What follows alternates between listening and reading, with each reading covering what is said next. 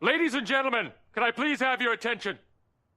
I've just been handed an urgent and horrifying news story. And I need all of you to stop what you're doing and listen.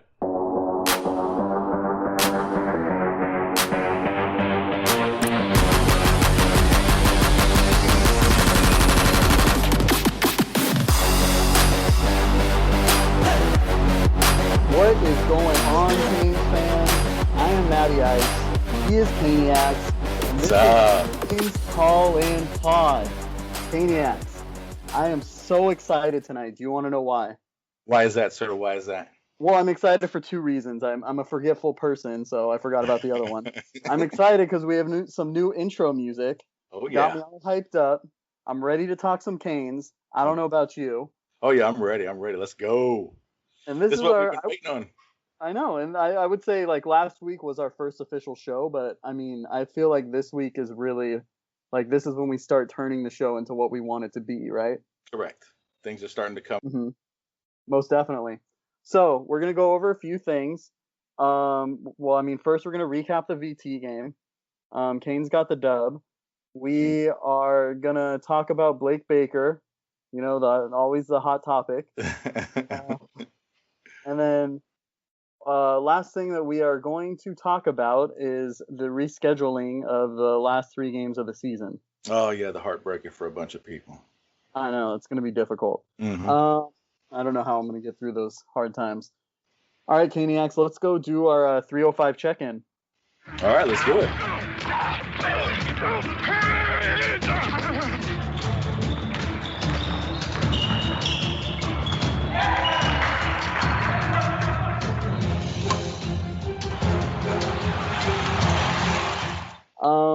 So starting off, man, how did you feel about the Virginia Tech game? Well, I mean, with as many people that were out, at first, when I was first watching it, had a few drinks in me. I was a little upset about it, but then when I actually got to watch the film a little bit more, I watched it the next day, a little sober, realized that Jalen Phillips and Quincy Roche and a bunch of other guys, they had to play like almost every single snap. I think they took I heard something like 3 to 5 snaps off only. Yeah. Because of the depth issue. So, I mean, holy cow. I mean, we won. Yeah. I mean, I'm not going to say anything more than that. I mean, I can't really get on to him much. I mean, especially when I heard Coach Manny's press conference right after the game, how they almost didn't even play the game. But everybody decided that, you know, they voted on it. They wanted to play anyway, even though they knew that the depth was bad. I mean, so. Yeah, and going into that depth, like, it's amazing that Jalen Phillips and Quincy Roche, they both played I think it was 70 snaps. Yeah, something like that. Crazy. Jalen Phillips, at the end of the game, when he's getting into that high number of snaps, like when he's at 60 or whatever, he did not look like he just played 60 snaps. No, he was still balling. Yeah, exactly. I thought Nesta played really well. Mm-hmm. I think the whole line, I think even John Ford, Manny said John Ford had the best game he's seen this year, right? The most complete game. Mm-hmm, that's what he said. And I mean, that was with Jafari Harvey out. Jared Harrison Hunt was out. I think, was there anyone else out? I think that's everyone, right? On the defensive line. Yeah, I believe that was it on the line. Yeah. Okay. So we definitely had a lack of depth on the defensive line. I mean, I think you could say the same for the offensive line too, right? We had John Campbell was out. Who else? Ja'Kai Clark was out, and I think it really showed. It did. If I'm not mistaken, hasn't Scaffy played before? Scaife, sorry. Hadn't Scaife played I like before? your pronunciation better, though. Right. I mean, Scaife, it didn't even look like he knew what it didn't look like he played before. I mean, he just gave up. Holy cow. Just the inside. Man. The fact that you mispronounced his name like he was another player, he kind of played like a different player. He was not. Oh man, yeah, I don't know what that was all about. Yeah, I think the whole interior 3, like Gaynor, I thought he played. Usman Traore was didn't look like. I mean, he obviously, I don't think he had played since the UAB game, like major snaps. Right. So I mean, it showed. It did show. It did show that we don't have. I mean, our depth is is our problem, which is why we're not stacked up great against Clemson. But, Yeah. It's going to take a couple more classes. We're definitely heading in the right direction. There's some buzz going around about some offensive line commits. I can't remember his name. Hopefully you Austin know. Barber.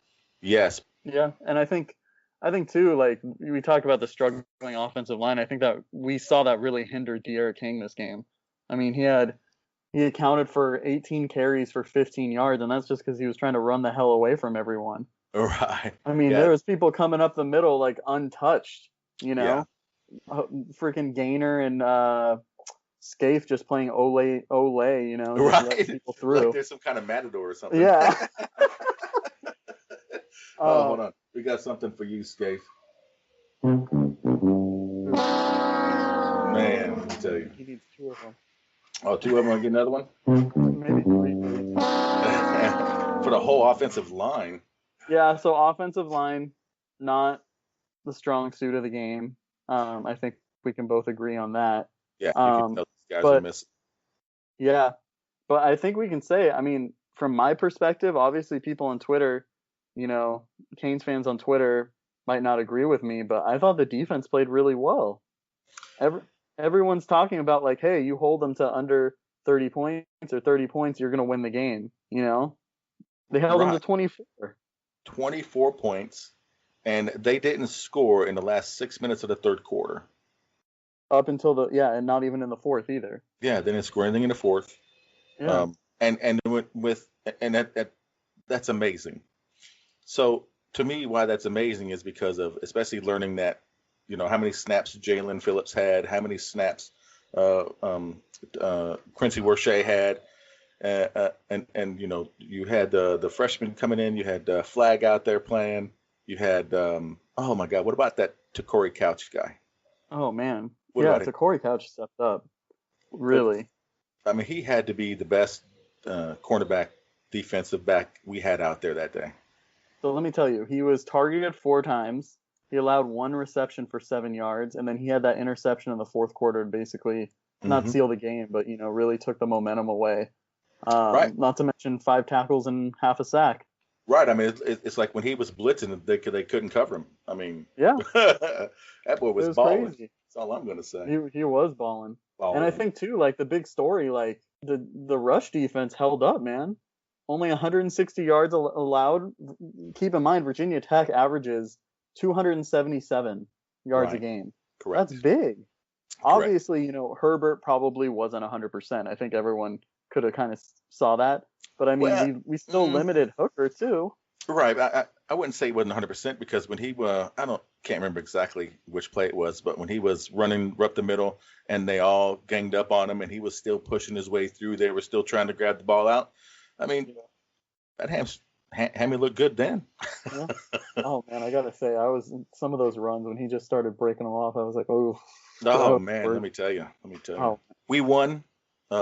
Canes are 7-1. I'm happy. I'm happy. Well, yeah, and think about it. Like this time, I looked it up. Last year, almost a year ago, so in 9 days it'll be a year, is when we lost to FIU. Wow, really? Yeah, think about that. Isn't Holy that cow. crazy? What a turnaround. What a turnaround. And here's the other thing too. The culture in that locker room, you can see the change. Yeah. I mean, the last 2 games alone, if that doesn't show you that there's a culture change happening. Now, not every single player probably is there yet. I mean, but you can see it going in the direction we need it to go. With the next class coming in, man, I'll tell you what, I'm excited. I'm excited. Yeah. I'm excited too. What I'm not excited about, the fact that these games got moved. And so let me ask you something. I was on Twitter, like I usually am now. I have unhealthy obsession now. And I saw some people tweeting out that this doesn't fall on anyone except for Manny. The fact that the last 3 games got postponed. What? And I don't know about you, but I'm like, are you shitting me? Come on. Somebody's really trying to blame Manny for this. You're lucky we even got to play. Said is one of the most insanely idiotic things I have ever heard. At no point in your rambling, incoherent response were you even close to anything that could be considered a rational thought. Everyone in this room is now dumber for having listened to it. I award you no points, and may God have mercy on your soul. Hey, and if you're one of those people, at me on Twitter. I want all the smoke. I'm telling you. Holy cow, that's Yeah, ridiculous. I don't know. And also, like, does this game seal it of, like, there's rumblings about, oh, hey, like, maybe Blake Baker's not the guy, like, he needs to be let go after this season. In your opinion, how do you feel about that? Like with this game performance? Because, I mean, I thought the defense played well. I thought the defense played well, too. I mean, now I'm going to give a shout out to Roman Kane. If you guys aren't following him on Twitter, he's part of the Orange Bowl Boys. And if you aren't following them and listening to them on their podcast, X's and Rose, baby. Man, I'm telling you, I don't know. X's and Rose, student of the game. I don't think so. And then listening to Manny press conference the other day and Joe Rose, Joe Rose actually came out and asked him, hey, pretty much, I mean, are you calling the plays or is Blake calling the plays? Mm-hmm. And Manny did say that, yes, he listens to the offense when the offense is calling plays. He listens to the defense when the defense is calling plays. Now, he never said he calls anything, but he said that Blake Baker made the adjustments to stop the run, and it worked. So, I mean, I know all over Twitter, they're like, must champ, must champ, must champ. I mean... Yeah, I don't know about that, but... Yeah, I mean, to me, Blake Baker hasn't shown enough for him to go. Mm-hmm. Honestly. Now, some people on the staff maybe, but I don't. And plus, I mean, I don't know. The season's not over with. Let's see what he ends up with as far as a top 10, top 15, top 20, top 25 defense. And then, we still have 3 more games to go. Yeah. Hopefully, everybody gets healthy. We get back to 100% on defense. And then let's talk about it then. Yeah. The last thing I'll say, too, is, like, people are so quick to say stuff about him, but then it's like, you got to look at what he's working with, too, Right. This isn't the same personnel we had 2 years ago or even last year, Right. Mm-hmm. We totally. You remember when people were complaining about Shaq and Pick, that they were too slow and stuff? And it's like, you're telling me you wouldn't want them now? Right. Especially just like Brad Tejada said in our last podcast. He said it's a football IQ that we're really missing from those two to these two.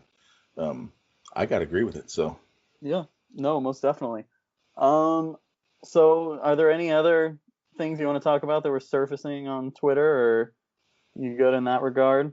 I'm good in that regard, friend. I mean, okay. Twitter's just, I mean, we have 3 weeks before there's Canes football.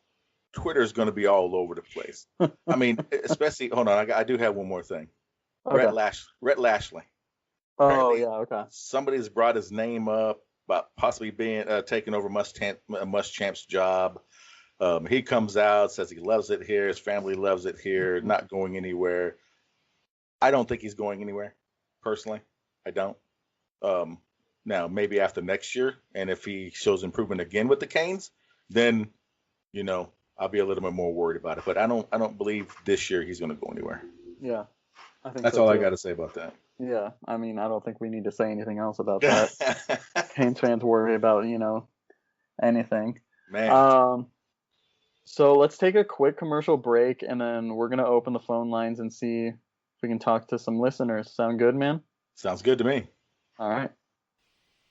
All right, and we're back from break. We're just going to go ahead and head out to the phone lines. Are you ready?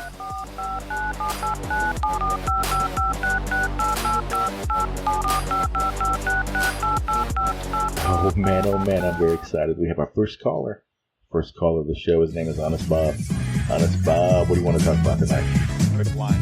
I'm still kind of butthurt about the whole offensive line thing. Even though they're doing better, it just doesn't feel like they're doing better. So, I mean, like I posted, we've improved. It's just really hard. I guess I should preface it with this, right? It's really hard to look at last year versus this year, right? Because so many things are different. When you want to look at statistics, when you're looking at the ACC versus nationally, you can't compare it the same way because of nationally the stats are just so skewed because you've got the Big Ten starting, just 4 weeks ago. Mm-hmm.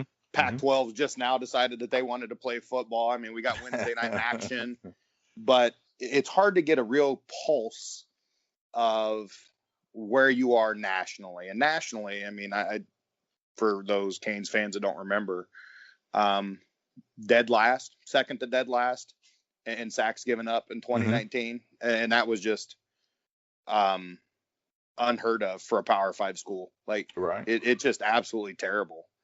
And when you look at this year and you look at it nationally, they're not much better. I mean, 127th last year. You know, we've got teams some teams are playing, some teams aren't. We're 106 this year in sacks allowed per game. And I think that's the best way to look at it. You know, today I did some stats and I realized that maybe, you know, you filter out those who haven't played 4 games, but I think still stats per game is a real standout. And the best way to look at it, in my opinion, is just within the ACC. I think if you use ACC as a measuring stick, we've got really good teams in the ACC this year with Clemson and Notre Dame, right? We have those elite teams. We have some middle of the pack teams, which is where I would put Miami. And then you've got some really bad teams. Hello, Florida State. Got to take the shot at little brother when you can. Even with that, right? 2020 sacks per game allowed. We're 11th out of 15 teams. Last year we were 13th out of 14 teams. And I know there was a lot of hype around Lashley's offense and how it would help this offensive line. But we're running into the same problem that we ran into last year, is we can't run the ball. And it's not because we don't have talented backs. I mean, DJ Dallas last year is literally starting in the NFL. I mean, I know there's some injuries that put him in the lineup, but he's a starting running back in the league right now. For Seattle, love it. Yeah, we have 2 really good freshmen. I think Cam is a phenomenal. I love Cam's running style. I thought it was perfect for this offense. Downhill, behind the pads runner. And like, we just can't get anything going in the run game. And I know a lot of people are on play calls, and sometimes you just got to, you know, try the vanilla play calling because you can't run the fun stuff.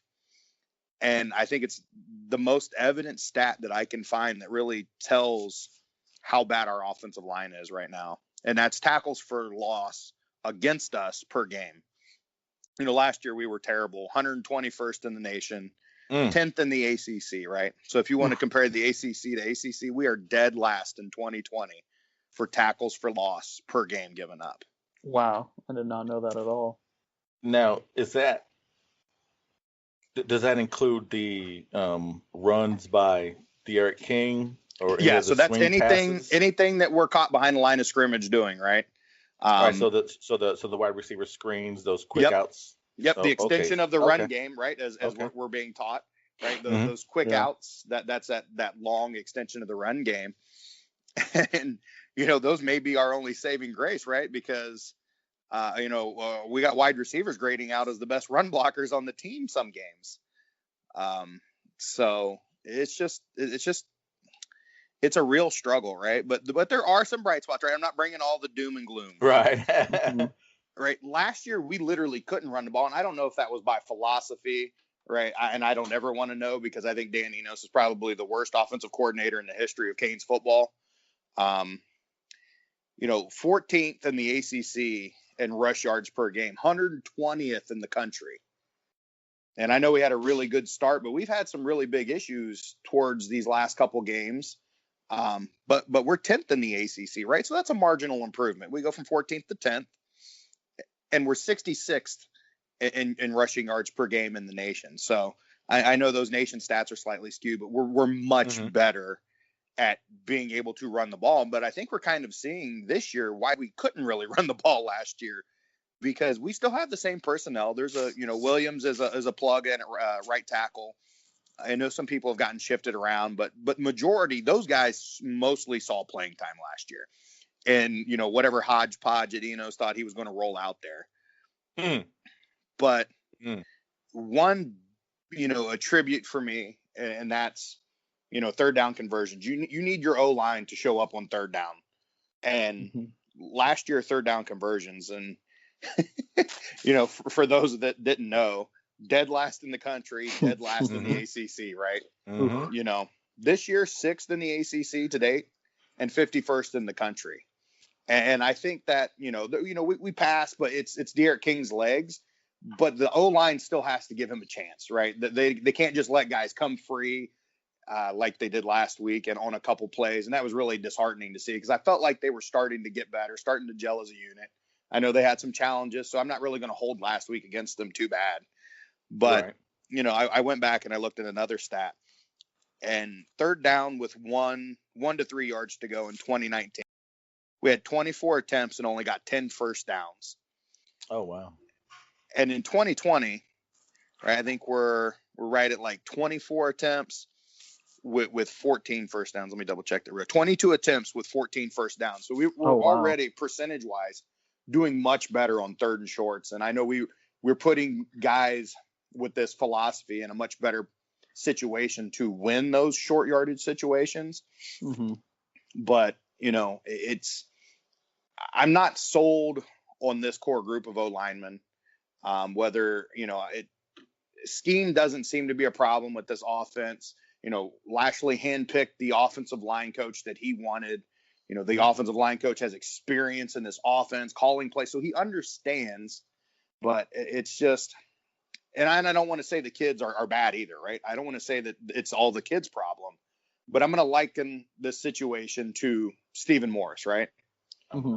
Got it. Mm-hmm. Like 3 different offensive coordinators through his time at UM. And he was good, but he just couldn't get dialed in, right? Because he's learning this, he's learning that. We've got this philosophy, we've got that philosophy. And so, I'm interested to see where these guys finish out at the end of the year, right? Marginal improvements, but we just got to pass the eye test, right? And week in and week out, for me, we don't pass the eye test. When you're lining up to run and it's a designed run, I get the RPOs. Those guys have to stay close to the line of scrimmage, and it's hard to have leverage. But man, when we're lining up and it's a clean cut, you're watching, you see exactly what's going on. We know it's a run play, and those guys don't get any push. They stand up out of their stance tall. They don't have the leverage. They're getting blown off on a run play. When your offensive linemen are in your backfield with you, that's not a good thing. Right. And That's I already see a bad that thing. way too much in these games. And I don't know what it is. And I don't know how they've been taught under Enos. Like, to me, anything that they were taught under Enos, you can, isn't even worth wiping your butt with, because it was just so bad. Right. I mean, that offense, Right. it's unexplainable. I mean, statistically, the worst Power 5 offense in years. And you can't fault those guys what they didn't know. And then obviously, probably half of them, I know I would have checked out in the middle of the season, just like everybody else did, when your quarterback doesn't even want to put in the work to help you out. So, well, sometimes you just got to go smoke a little weed to clear the air. You know what I mean? You got to loosen up so you can study, better. Yeah, I mean, helps you concentrate more. Well, whatever he did before the Louisville game is probably what he should have replicated for the rest of the year last year. He may have tried, but may have overdid it. Yeah, right. If I did this little bit, then man, then we're going to do all this, and I'll be so much better. But yeah, I think a lot of people are down on the running game, looking at the running backs for solutions, and I'm not sure it's that easy. I think this team will go as its O-line play goes, and man, I want them to be so much better, because they're talented, man. They've got all the measurables. They're intelligent kids, but it just being shuffled around all last year, and then, getting shuffled last week. And you could see that, right? You could see that last year-esque play from them, because they did have to shuffle some spots. But Scaife, man, he had a bad game. Not going to fault the kid, because he's played really well. That right side has been very strong all year. It's been the sound side to run with between Gaynor Williams and Scaife. Like, that's the safe. We need 2 yards. That's where we're calling the play to run to. But last week, man, he was just lost in space, not looking for work. And that's what I want, with these kids that are coming in. We've got a couple really, really highly touted recruits coming in for O-line, and I just want those guys mean. All right, I don't care if they're 5 stars, 4 stars, 3 stars, 2 stars. I want them to want to line up and knock the snot out of the guy across from them. Right. Like, I just want that nasty, like our defensive line is, right, man. They're mean. I need an offensive line just as mean. I don't want a Notre Dame choir boy offensive line where they just go out and they're robots and I want an offensive lineman that's going to put somebody in the dirt and laugh at him, right? I want that. I just want somebody mean. Dominating. Absolutely. So you kind of brought up the defensive line. What do you think? I kind of saw on Twitter an argument that Jalen Phillips has the potential to be a higher draft pick than Gregory Rousseau. Cool. And I'm interested to get your take on this because, Jalen Phillips has been playing really well. He had 4.5 tackles for loss with 2.5 sacks and 8 tackles last game. But what do you think of that? I was a big Gregory Rousseau fan. I just loved how he played, quiet, just let his game talk. But man, when he opted out and Phillips posted on Twitter that next 15 up, right? And then he changes his number to 15 and he goes out there and he backs it up. I think he's physical, but I just think they're two different types of players. I think that Rousseau will be the higher drafted of the two because today's NFL, you need long, lanky, fast ends that can pass rush. And his ability to get sacks was second to one last year, and that was Chase Young. Right? That's a pretty good guy to be behind. Yeah. And, Chase Young was a little older than him, had a little more time to develop. But I think Phillips may be the better all-around defensive end, right? And where I think Phillips makes his difference is in the run game. Rousseau last year had a ton of sacks, but only 4 more tackles for loss than he did sacks. Where Phillips this year has, I think, 5 sacks, but 11 or 12 tackles for loss. So he's on that trajectory of being the guy that stops the run, right? He gets in the backfield, finds the ball. When I coached my youngsters in Pee Wee, I told my defensive lineman, said, ends, you set the edge, find guy with ball, kill guy with ball, right? And literally, that is what Phillips does every game. And Roche on the other side is quietly having a better season than Phillips. And I don't understand it. And I was sitting there, and I think I even might have said it audibly that I felt like Roche wasn't doing very good. And I started going and looking at these stats, and I was like, holy crap. How do I miss this? Like, what am I not seeing from Roche that maybe it's just the camera's more focused on Phillips or Phillips makes the more impact plays. I'm not really sure, but I felt like Phillips was a better end than Roche. And I was kind of disappointed that Roche wasn't able to come and ball out. But then I go and I look at the stats and I'm like, yeah, he's better. Like his stats are better. More tackles for loss, more disruptive on third down. And I'm like, then that's where I always get kind of hesitant to say either it's all stats or it's all eye test, right? Because I failed the eye test and I go and look at the stats and it's like, okay, I need to go back and study this and see what I'm missing. So that was what I did on my lunch break today. But yeah, I think I think that I just really think that GR15 is going to be a more impactful player in the pros than JP15. But I think JP15 is going to go and be the better all-around defensive end in college football. And I think, and I'm really disappointed that we're going to miss these last few games because I think, and we hopefully can still play them, but with everything going on and governors talking about shutdown, I'm really worried about getting to those last 3 games. But I think against Wake Forest, we would have seen Jalen Phillips or Roche's career day. I really think that because they drop back and they pass all the time and our ends get pressure, our tackles get pressure. And I just think it would have been really nice to see those guys just dominate.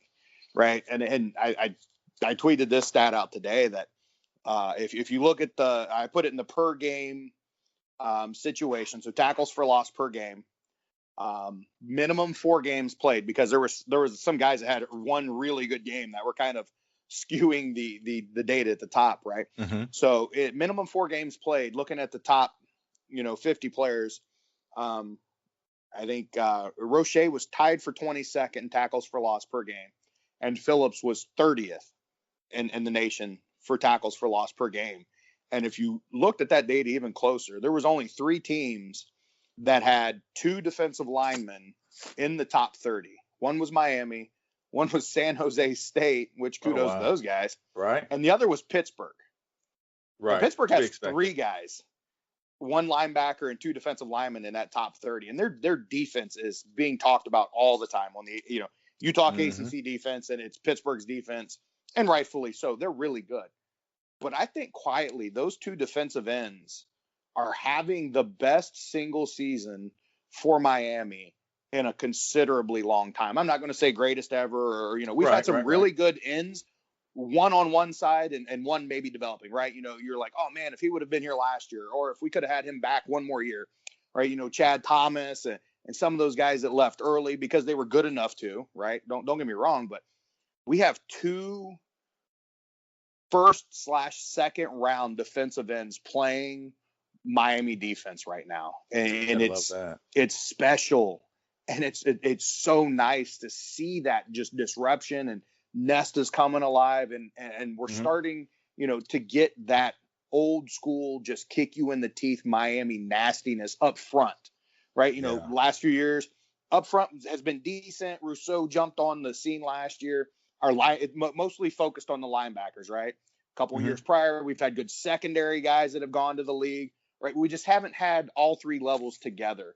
And I was really hoping we would get there this year, but yeah, I think it's close. I think the linebackers need to grow a little bit, get some of the younger linebackers in there and let them play. I don't think any Miami Hurricane fan would disagree with that statement. I think Brooks is a fan favorite. Yeah, and Jennings had a great game last week, but man, right. I have been a proponent of pointing out his mistakes on Saturdays as well. He plays too fast in my opinion, right? He doesn't read. He just attacks a hole where he thinks it is instead of reading his cues maybe a second longer and understanding where the ball is going. And that just has to come with time, right? I mean, it's what 7-8 games and he's starting to finally click. So hopefully that's a good piece for him. But yeah, I like Bubba Bolden, but he's kind of taken like I think somebody said, like he broke his nose and kind of changed who he was as a person a little bit. Right. Well, maybe his equilibrium is off. That's why he's taking the yeah. He looks like he's wants to be the missing member of NSYNC now or something. The way I couldn't believe he died. The Demolition Man memes that I've seen on Twitter were pretty funny. Wesley Snipes style. Right. But yeah, I think get one side of the ball going and on one line, and then just enjoy the other side. And I think we can finish out this season maybe with 1 loss. I still think we're better than a lot of teams, but North Carolina scares me. They've got a good ball coach that runs that squad, and he's been there before. No, you're right. I mean, it's Mac Brown, but I mean, their defense is suspect. So for sure, they're giving up a ton of points and a ton of yards. But Bob, we really want to appreciate. I mean, we really appreciate you coming on. You had some great takes. Thank you. Appreciate the invite. On Twitter, his name is Honest Bob. His Twitter handle is @Bob_Conley, Conley. Y'all look him up. That's Bob, his name for a reason, man. Always honest. Always honest. Thank you. All right, Bob, we appreciate it, man. You have a great night. Have a good one. Thanks, man. Bye. All right, what a great call with Bob. All right, now it's time to move on to our second caller. Hey, Rick, you there? How you doing, man? Welcome to the show. It's a pleasure having a chance to come on with you guys and discuss great love that I have for this program for over 50 some odd years now. Awesome. Retired coach, retired educator in sales currently, and trying to survive this COVID world, that we're all trying to survive in. But have a great passion for this program. Yeah, man. We do. So what is your so what is your so we're 7-1. What is your opinion of the team so far? I gotta tell you guys, I'm most impressed with the ability of Coach Diaz and this staff to get these kids tougher mentally in terms of being able to compete at a high level. And it starts with what you do every day. And obviously, if you've ever coached at the collegiate level, at the upper high school level, or professionally, you understand that you're dealing with different age groups and mentalities. Mhm. But when you're dealing with 18, 17 to 23, 24-year-olds, it's a wide spectrum of maturity. And with that comes the ego. And what he's been able to do as a head coach, and I've never been a big proponent of him or an advocate of him as a head coach. I never thought he was actually ready. I would have preferred to see him cut his teeth up at Temple, to be quite honest with you. But what's transpired here this year is instilling in this program a winning culture and a winning mentality that all stems from competing, from competition. And I think when you look at what this team has done the last 2 weeks in particular, physically, your two defensive ends had to play almost like 75, 76 snaps in the game. Yeah. Correct. And yeah, they're older guys. They're older guys, but there's a trickle down effect. You saw them competing, even when things went totally wrong, and you're down 11 with 20 minutes left in the game. Okay, you're down 11 on the road. Mhm. You find a way to win. These guys on offense found a way to execute. We don't have the most talent across the line, and especially in the trenches on the offensive side. We've got a dynamic quarterback that is experienced, that is a playmaker, and thank goodness we do have him, because I think right now I don't know if we're actually 8-7-1 or more like 4-4. Oh. Even at worst, maybe 3-5, to be quite frank with you. Absolutely. But the key cogs that he brought in through the transfer portal have been able to impact the program and the product that you see on the field. But they've also benefited from Coach Feely and this coaching staff, and they've become, in my opinion, a full product.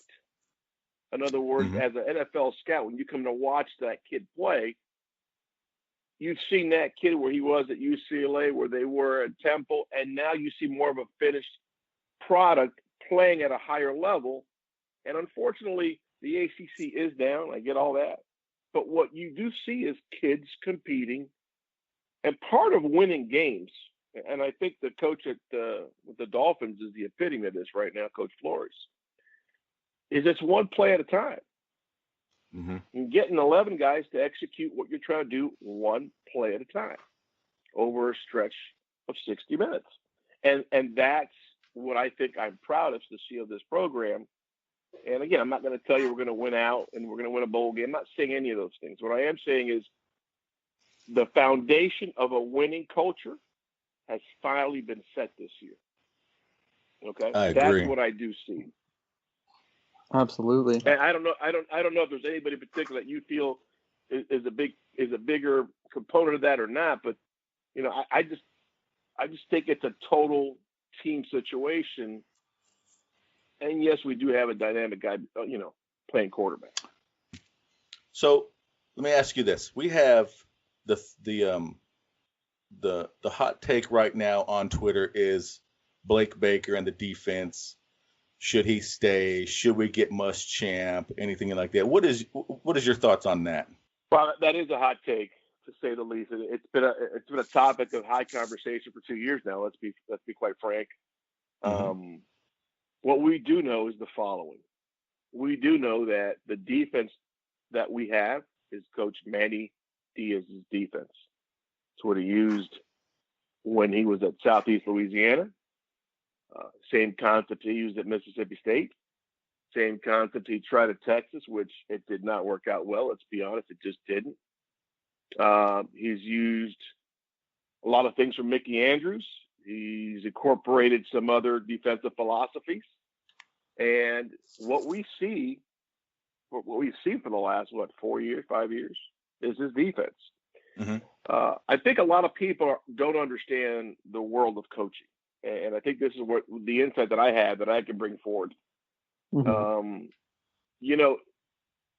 isn't a thing that happens on the defensive side of the ball that he doesn't help create in terms of a scheme, a protection,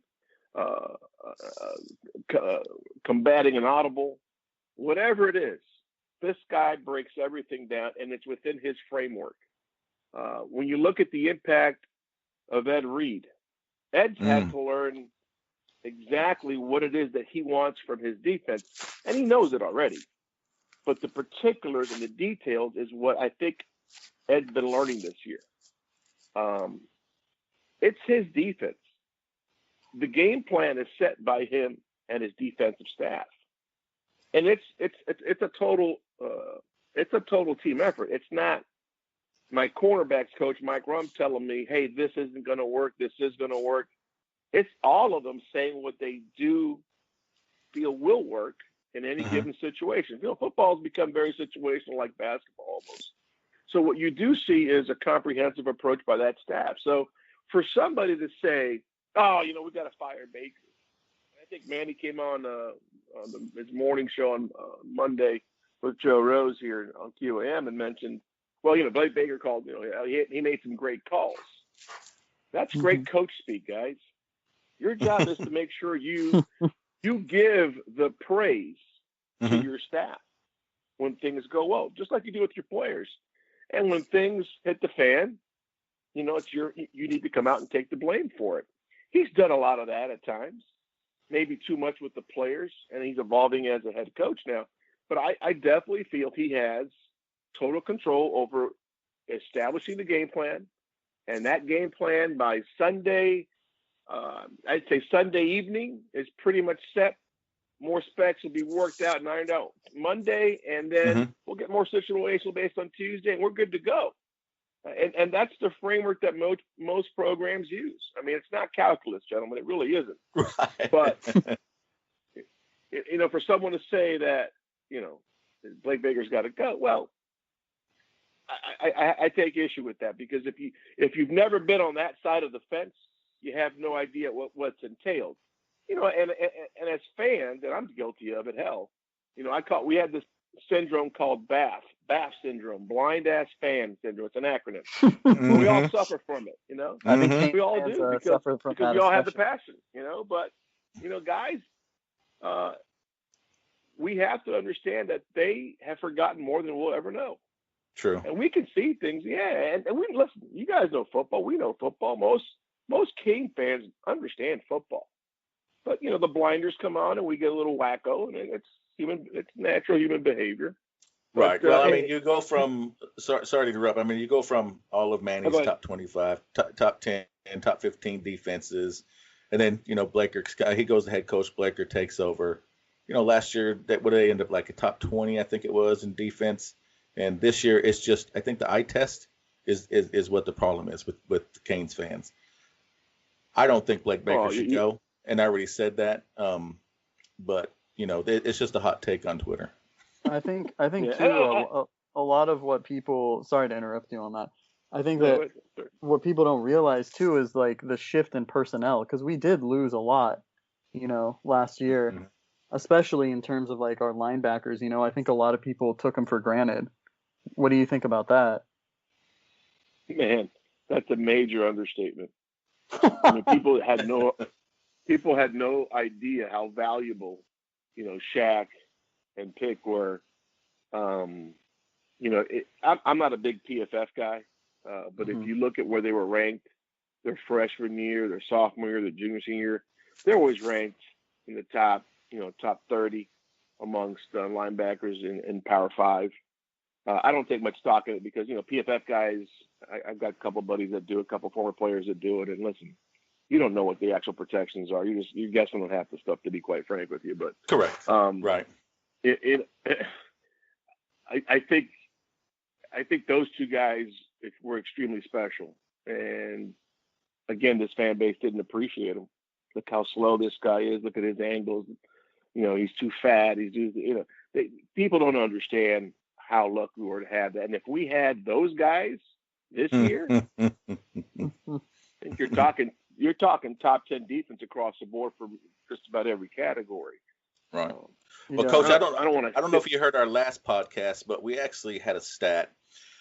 This year, between Jennings and McLeod, they're averaging a game well, I'm sorry, their tackles a game average is about 6.5. Pickney and combined. Shaq, yeah, combined. Pickney and Shaq's last year was a little over 14. So that alone, I mean, just that stat alone, you can see the production. Major production, and it comes down to guy, and that's why Jennings and McLeod weren't playing over them last year. It's that simple. The best guys have to play.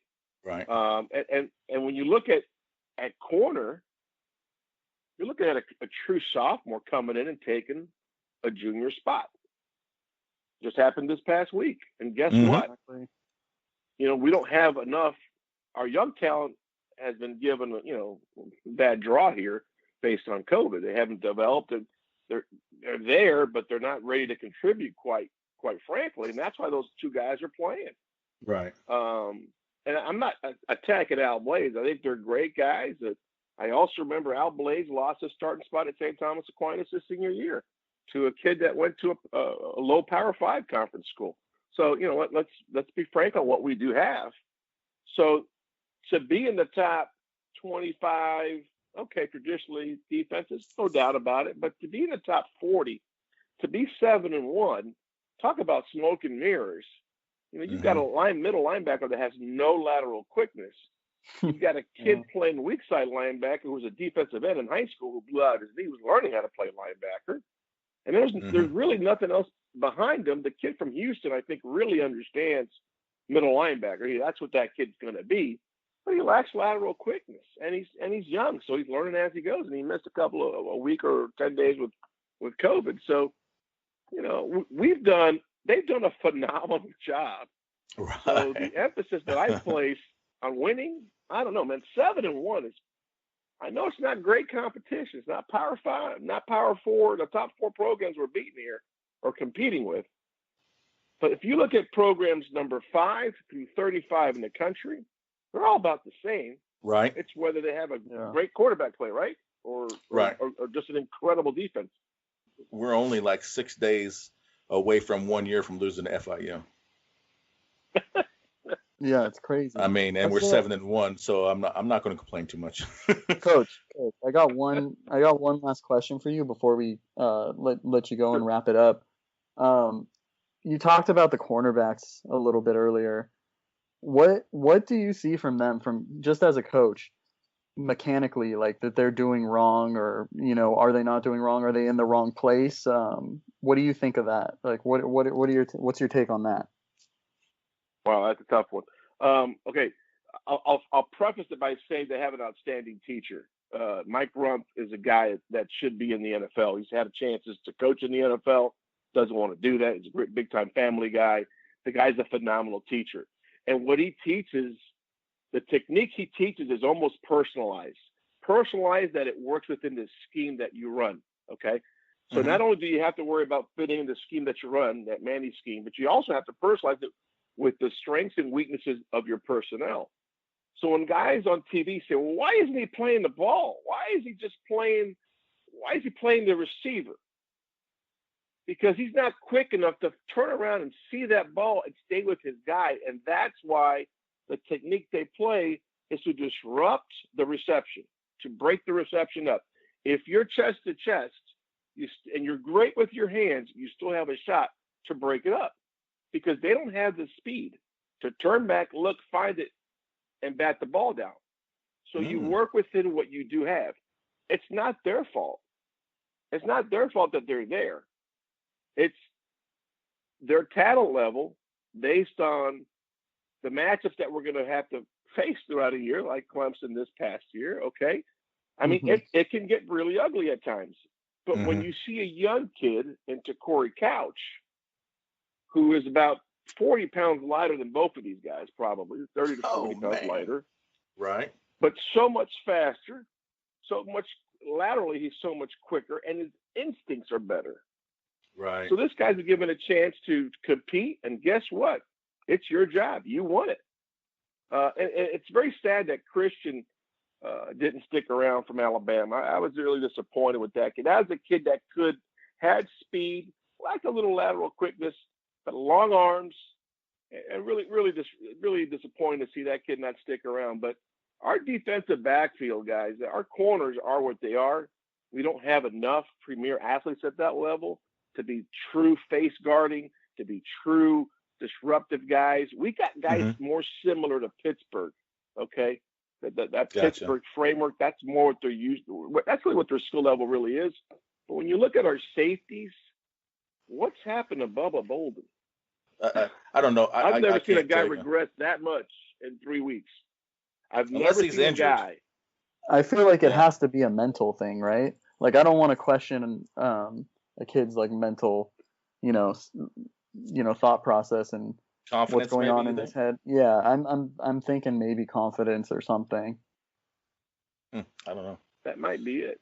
That might be it, because it just makes no sense to utilize angles that you learn in high school.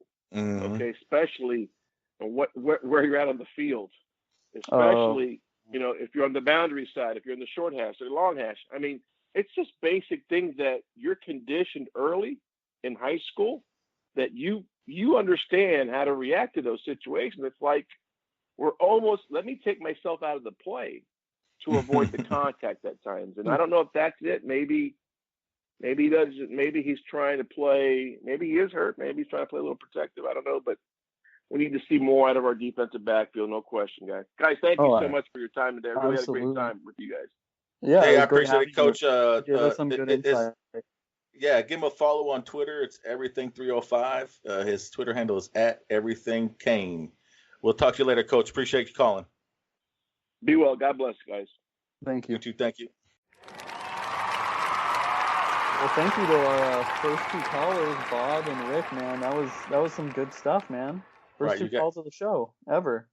Oh, absolutely. I appreciate them calling. I know it was a little long, but they had a lot of interesting stuff to say. I mean, I know both of them. Yeah, they both had really good takes. Bob's take on the offensive line, with the stats and everything. I really love that part. And Coach Rick, I mean, how much more insight can you get from a coach? I mean, that was wonderful. Oh, exactly. So let's go to cut to a commercial break, and we'll come back and we have some random picks to do. Oh, what random picks? I guess we'll see that in a minute. All right, we're back, guys. So now we're going to move on to a new segment that I came up with. Kaniacs doesn't really know about this. Okay. But we're going to move on to our random picks. And so this isn't necessarily college football. We're basically we're basically picking on everything we don't know about. Hold on. Time out. No, what are you trying to throw at me, man? What are you trying to throw at me?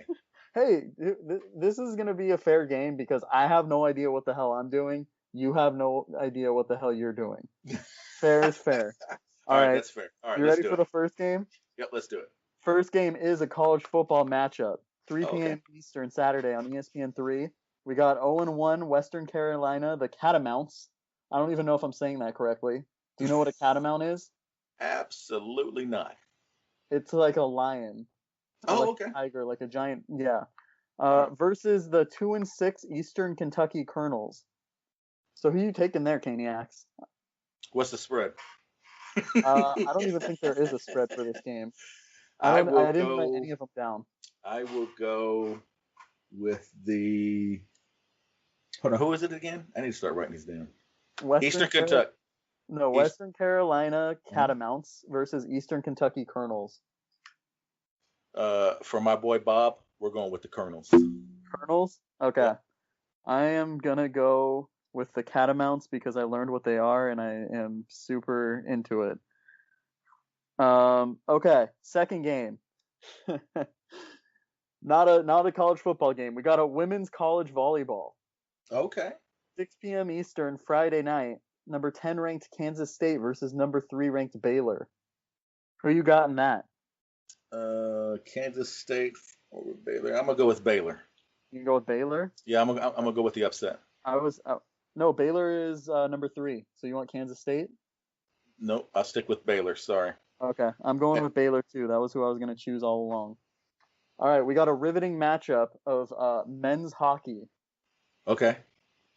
Friday, 7:05 Eastern time. We got Alabama Huntsville, the Chargers, versus Robert Morris, the Colonels.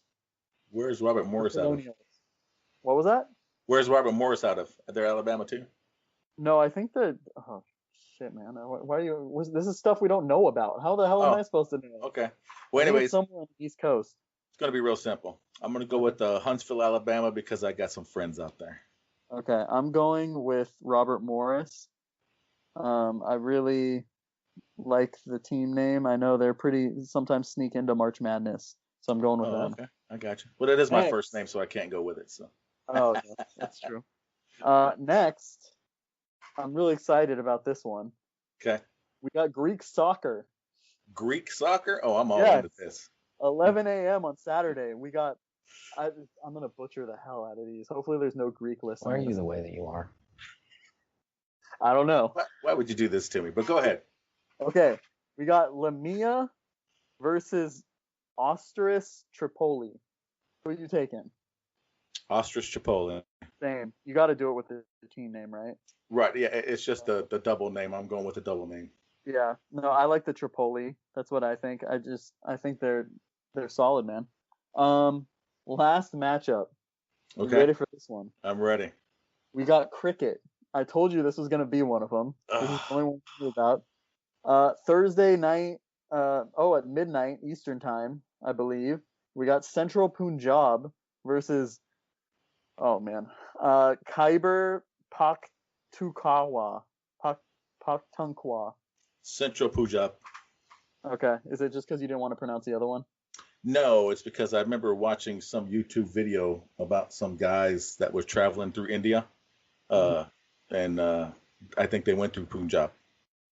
Oh, okay. I thought you were going to have some sort of crazy inside information. I was going to be like, wow, really? Oh, no. Okay. I'm going with insight. Khyber. Okay. All right. Pakhtunkhwa. All right. So basically, we only agreed on one. We agreed on Two. That's right. Baylor and Austrias Tripoli. I mean, everyone's picked Tripoli. Come on. That's it. Well, come on, man. I mean, what are you gonna do these next few weeks, man? No college football for us. Well, at least this weekend I'm gonna sit back and I'm going to definitely grill out this weekend. I'm also going to be able to watch college football without having to worry about a football game for the Canes. So, I'm just going to chill out and watch TV. I'm going to spend time with the family and enjoy myself. How about you? Well, I'm definitely going to catch the Ostris Tripoli game. Not going to miss that. No, actually, so I think I told you this, but my family's like super into like Christmas decorating and stuff, like Right. lights and stuff. Mm-hmm. So me and my dad have like a bunch of stuff to do with that this weekend. So I mean, with there being no game, it's going to work out perfectly. Oh, yeah, because he's going to use you and abuse you, I'm sure.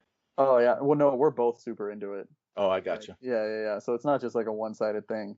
I don't know. Oh. That's just then that makes it even better then. Yeah. So, yeah, man.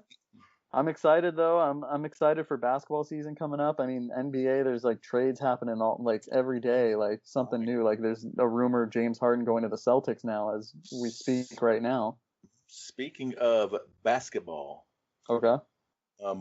As you know, we're going to drop a special basketball pod Yes. on Friday because you had an interview with Mr. White Copeman. From State of the U, and also he's a current UM student. Mm-hmm. Really knows his stuff too. Really, really good interview, and can't wait to do it again. Honestly, he was really good. And I'm not going to lie. When it comes to basketball, I'm a fan, and I'm a fan only. I don't know much about it, but being the producer of the show, I have to listen to all the stuff, and I learned something, and I'm pretty happy about it. You guys are great, so I can't wait. But that's going to drop Friday morning, so look out for that too. Yeah, I mean, sounds good. So I mean, we're excited to take this journey with you guys. We're excited to get these new episodes out, get more callers on with you guys. All about, we didn't want to just. Granted, we only had 2 callers tonight, but I mean, yeah, it'll be more. And the more callers we have, of course, the shorter the calls will be. So, and then all that good stuff. Yeah, exactly. So, anything you want to say before we end this right now? No, I just want to say thank you to the Orange Bowl boys, Toast, Roman, and Scoop, for doing a shout out on their podcast for the other day because if y'all listen to that show, we're part of the Club OBB. And honestly, if it wasn't for Club OBB, this wouldn't be happening. So shout out to those guys, and listen to them on all platforms for your podcasts.